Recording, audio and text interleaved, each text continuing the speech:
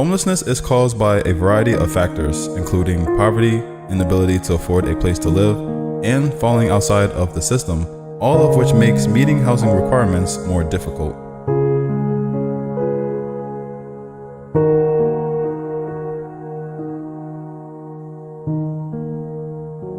Sometimes mental illness plays a role. Many new people have become homeless as a result of the opioid crisis. Although the homeless population is spread throughout Philadelphia, including Center City, and across the country, Kensington Avenue has the highest number of homelessness.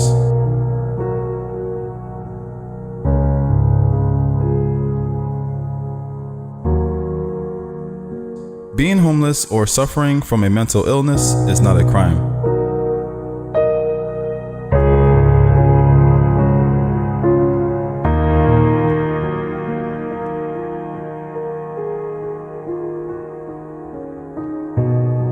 It is also not illegal to sit, occupy, or sleep in public places. Law enforcement officials do not arrest homeless people because doing so reduces their chances of finding housing and raises the public sector's costs.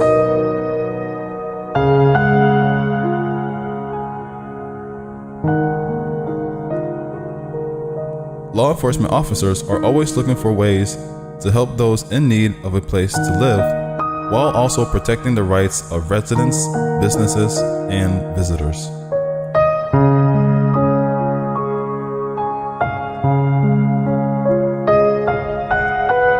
The COVID pandemic has also exacerbated Philadelphia's homeless population. In addition to dealing with a massive increase in the number of homeless people in Philadelphia, there has been an increase in drug consumption.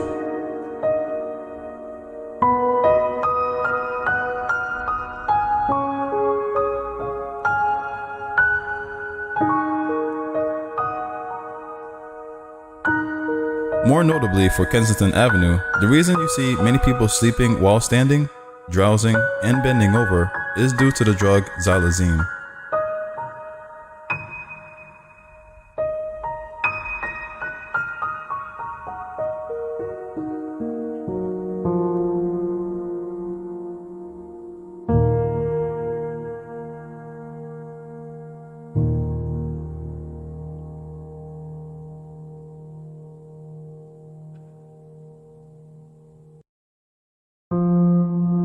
Xylazine is a sedative with analgesic and muscle relaxant properties that are used in veterinary medicine.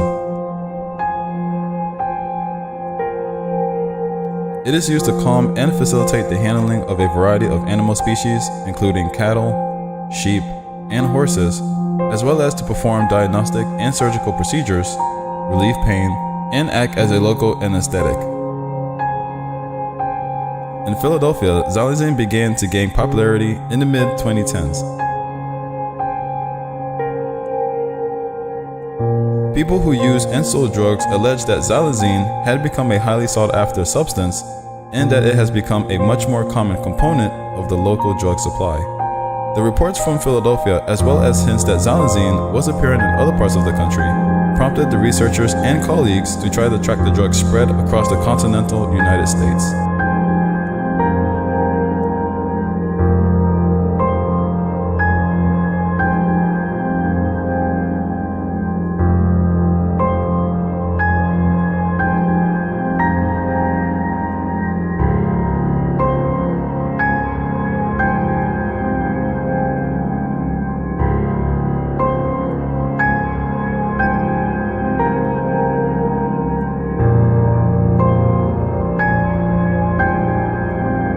Xylazine was found in 0.36% of overdose death in 2015, according to research. It increased to 6.7% by 2020.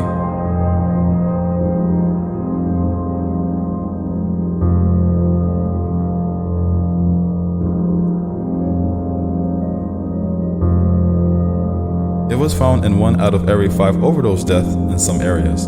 Notably, the study discovered fentanyl, a powerful synthetic opioid that has come to dominate regional drug supplies in nearly every xylazine-related death, indicating that it wasn't just the tranquilizer that was causing these overdoses.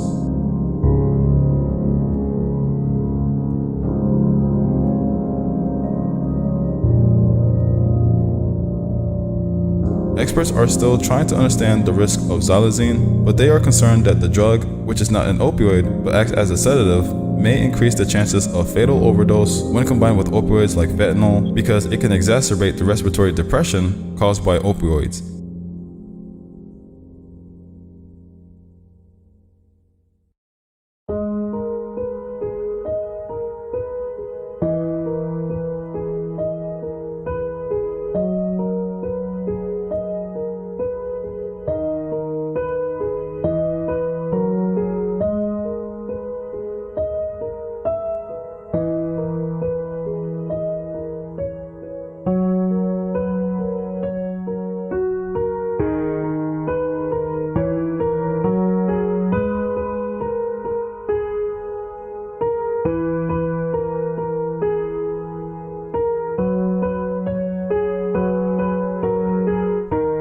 It may also make reversing overdoses with naloxone, which is designed to work on opioids, more difficult.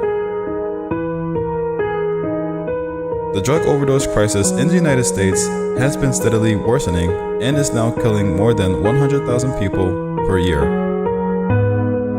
Fentanyl, which was once primarily found in the supply of opioids such as heroin, is now more frequently found in stimulants such as cocaine and methamphetamine.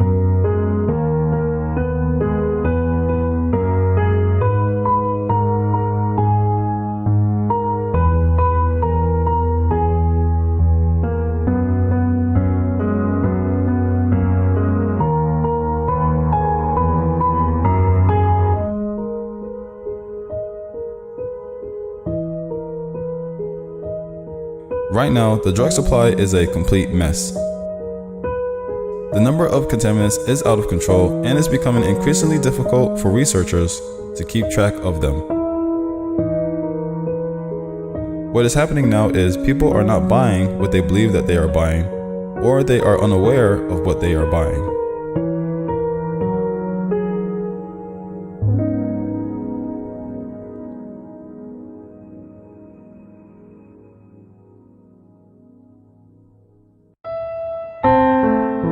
Kensington Avenue in North Philadelphia is well known for its drug use and prostitution.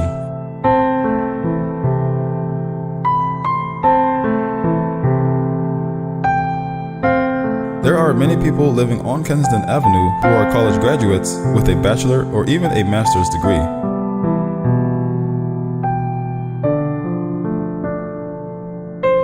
Many people turn to drugs as a result of a variety of unfortunate events that has occurred in their lives, such as the loss of a significant other, a career, and more.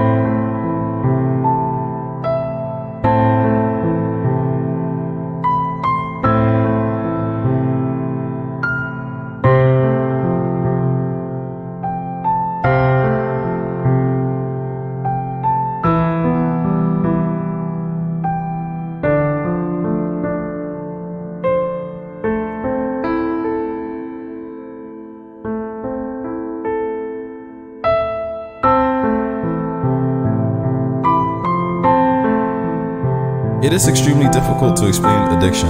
It can be difficult, especially as a concerned loved one, to explain to yourself and others how your child, partner, or sibling became addicted to drugs.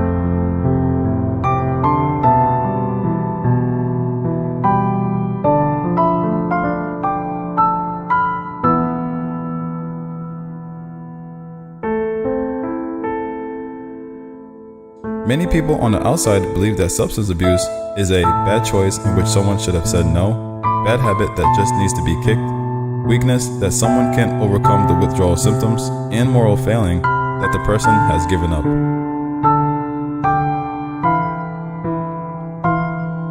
In reality, drug addiction is none of the above.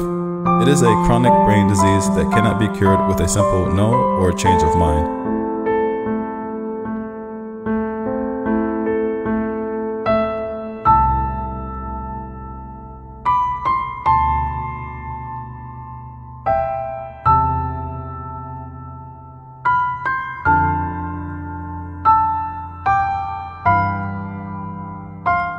It is critical to recognize this before asking, why do people become addicted to drugs? Or why did my child become addicted to drugs? More than likely, you may have additional questions such as, how did this happen? Your loved ones may have been properly raised with a strong moral foundation or in a good home, but they can still begin using drugs.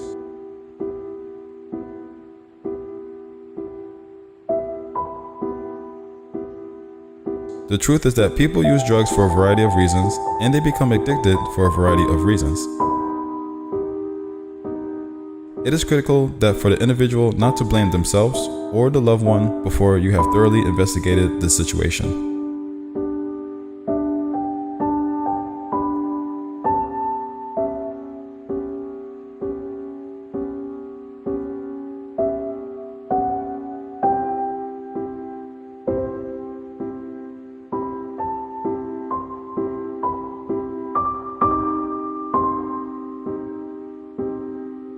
As concerned family members, we frequently wonder, why do some people become addicted to drugs while others not?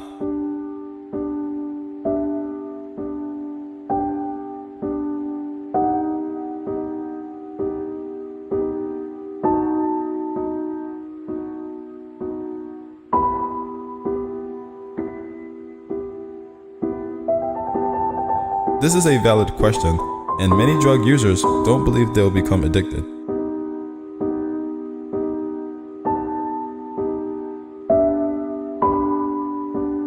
The truth is that anyone can become addicted to drugs, and there are a variety of factors that make them more vulnerable.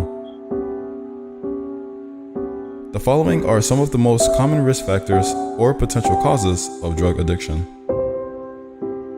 1. Early life stressors, such as being abused or witnessing trauma.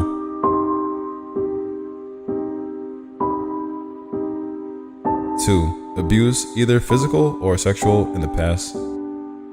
3. Genetic vulnerability, such as other family members who struggle with addiction. 4. Prenatal alcohol or drug exposure while in the womb.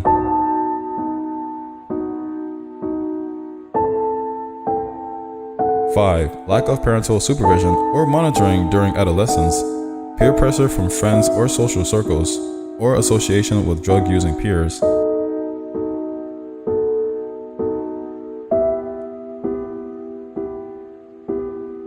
Mental health disorders such as depression and anxiety.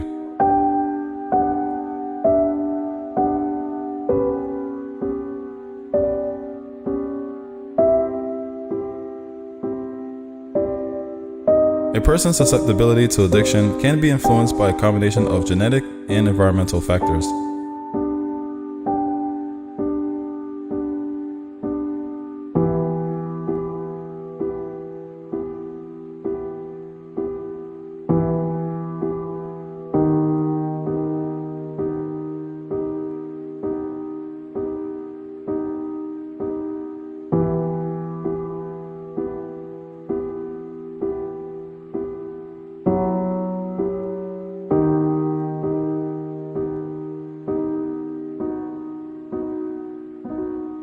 Genetics, according to National Institute on Drug Abuse, accounts for roughly half of a person's likelihood of developing an addiction.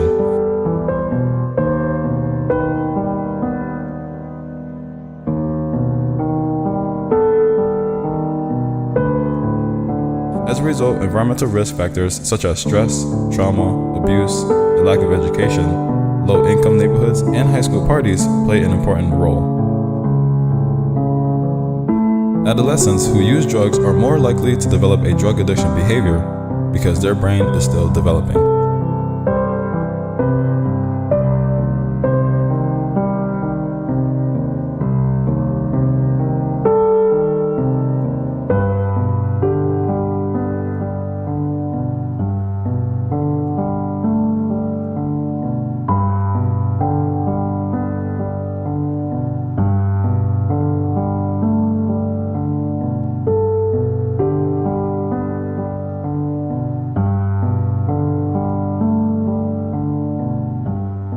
Exposing the brain to drugs during this critical period can result in long-term brain changes and an increased risk of dependency later in life. According to research, nearly 70% of adolescents who tried an illicit drug before the age of 13 develop a clinical addiction within the next 7 years. Those between the ages of 18 and 25 are also at high risk as their brains mature.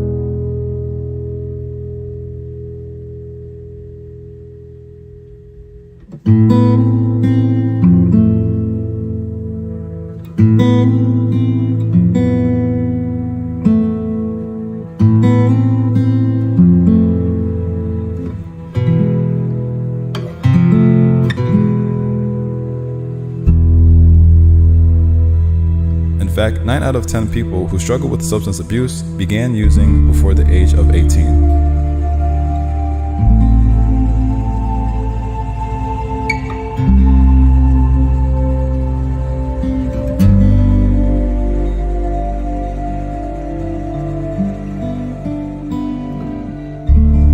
Science has contributed to a better understanding of how drug abuse affects people and how addiction develops over time.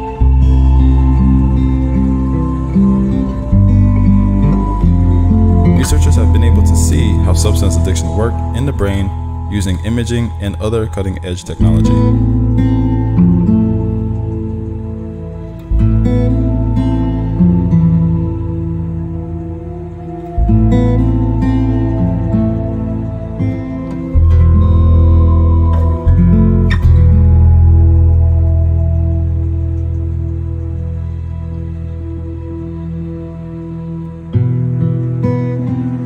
It all starts with a long period of drug use. When a person uses drug on a regular basis, it alters the way the brain functions.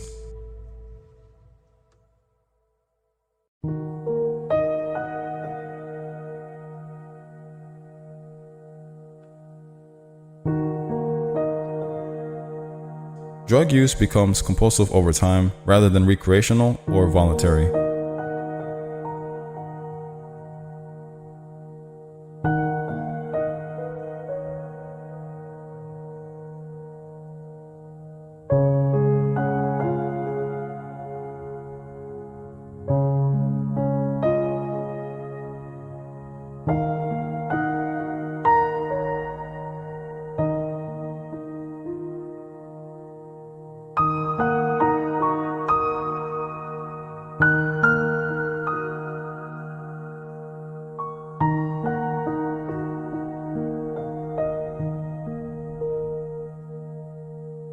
It is no longer a choice for them to use drugs, it is beyond their control.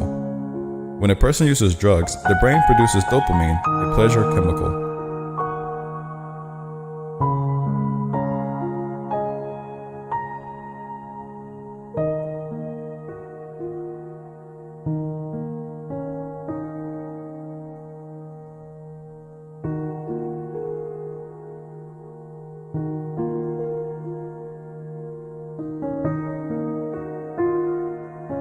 This causes a euphoric bodily response and mental state in the user, making him or her feel good or high.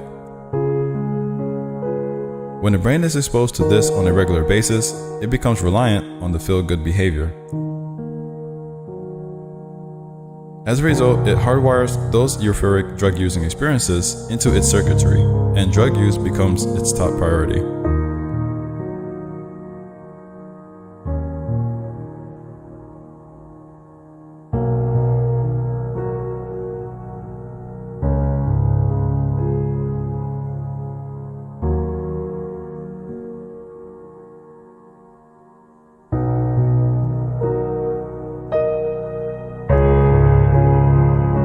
These are physical changes that will occur. The brain's reward system, a primitive system that exists to ensure we seek what we need, becomes hardwired to prioritize drug use over all other activities, such as eating, sleeping, family, and academics.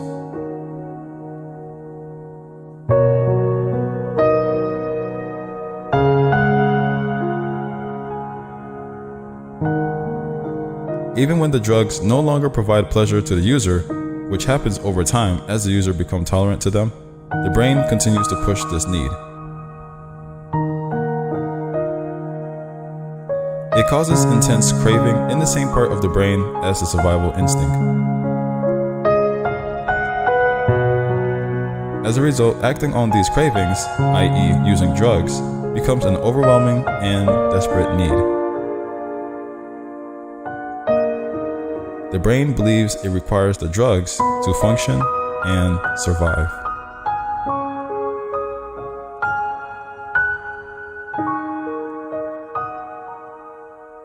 At the same time that the brain's reward system is affected, the parts of the brain responsible for judgment, decision-making, learning, and self-control are also affected.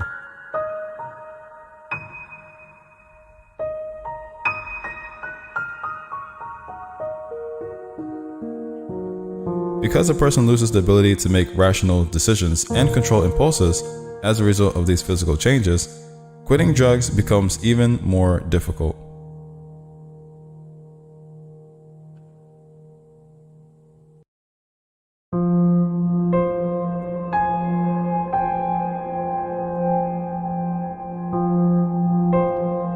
Despite the fact that drug addiction causes physical and chronic changes in the brain, there is good news.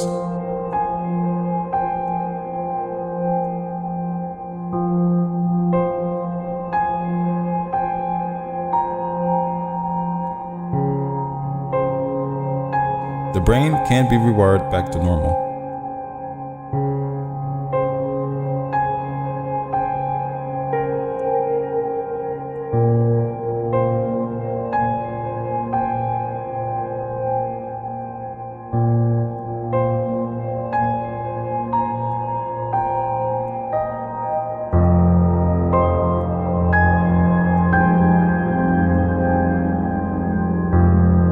Substance abuse is, in fact, very treatable and manageable.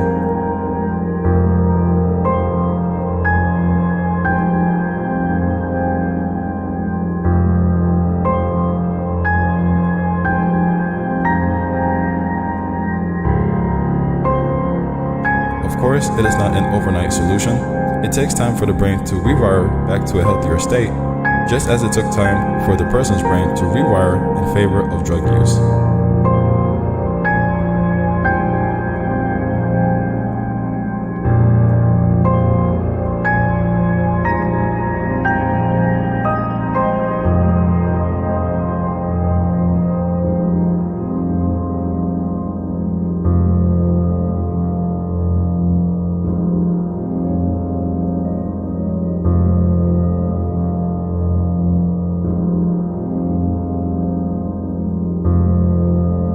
Addiction recovery necessitates changes in routines and thought processes.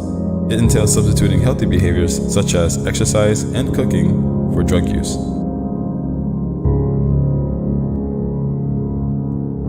It also entails reframing a person's perspective and definition of drug use.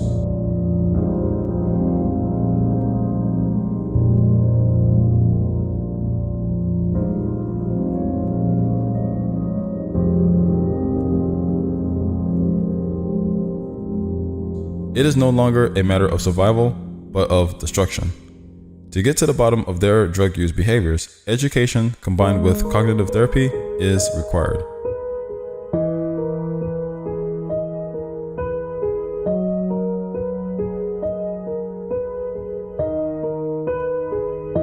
By considering the outcomes and alternatives, the brain can be taught to crave healthier behaviors and to dismiss drug cravings over time.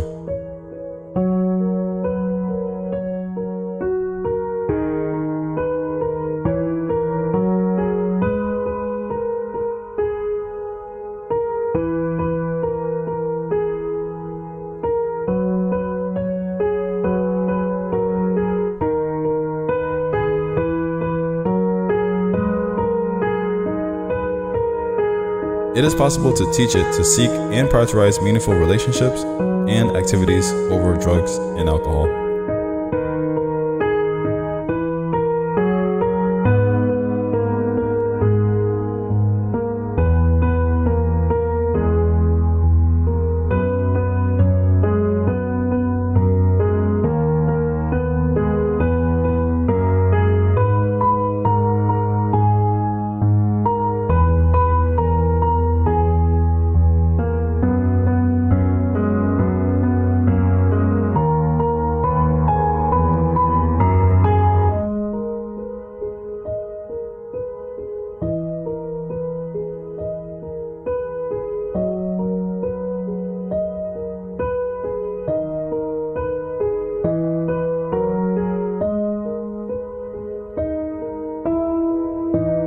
Abstinence, ongoing therapy, active management, cognitive reframing, and professional support can all be used to teach this.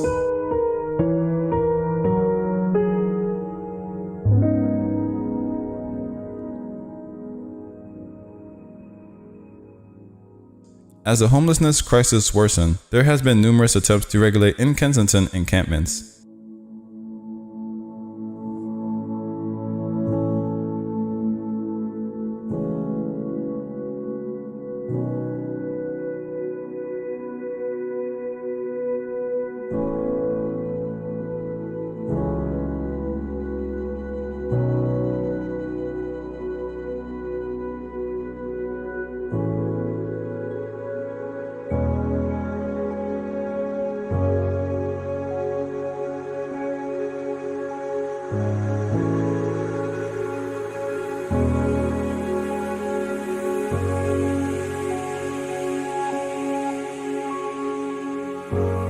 Many have urged Mayor Kenny's administration to address the neighborhood's deplorable living conditions.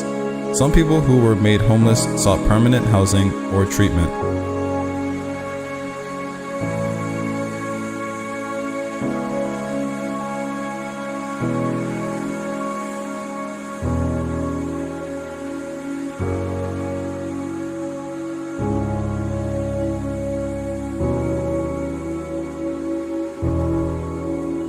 But the majority of the population will not leave an area where drugs were easily available.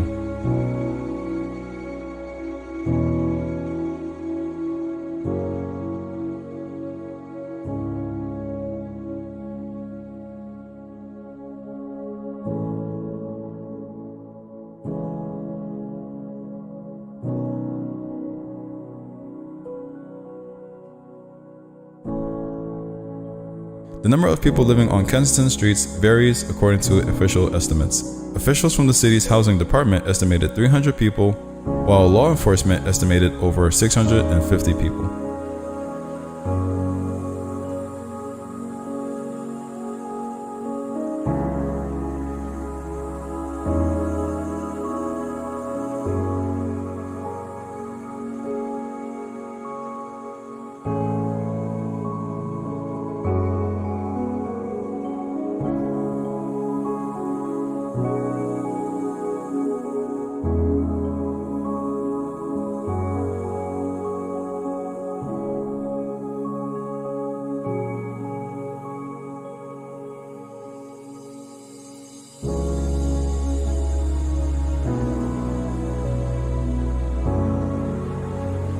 Housing justice advocates have pummeled the city's treatments of encampment residents in both Kensington and Center City, claiming that officials failed to provide adequate long-term housing options after closing down their living sites.